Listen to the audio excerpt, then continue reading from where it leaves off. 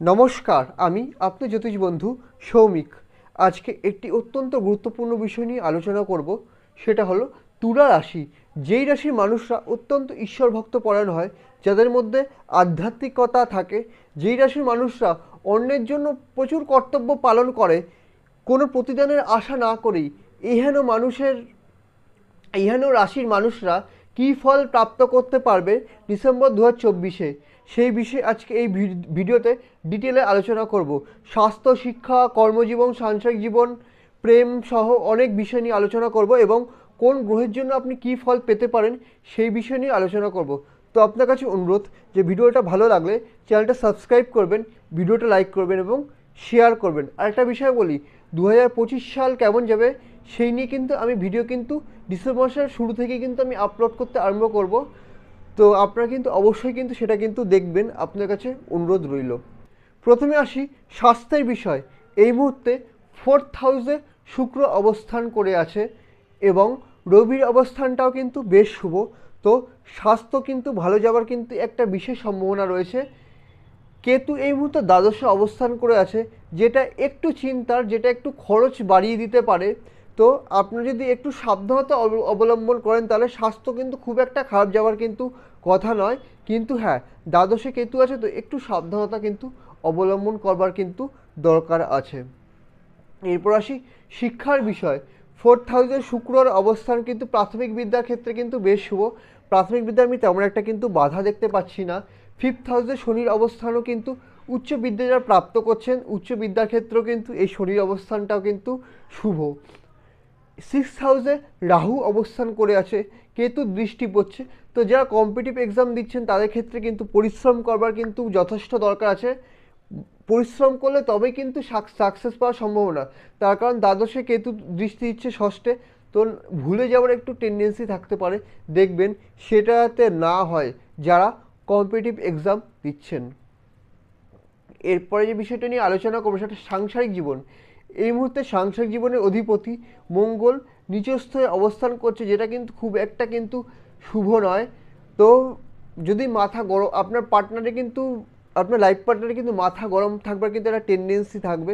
তো যদি ধরুন মাথা গরম হলো আপনার লাইফ পার্টনারের, আপনি মাথা ঠান্ডা রেখে কিন্তু কোনো সমস্যা হলে কিন্তু সেটাকে মেটানোর চেষ্টা করবেন। এরপর আসবো চাকরির বিষয়ে। যারা চাকরি করছেন এই মুহূর্তে, চাকরি ঘরে মঙ্গল নিচস্থ অবস্থান করছে, যেটা কিন্তু চাকরির ক্ষেত্রে কিন্তু খুব একটা শুভ নয়।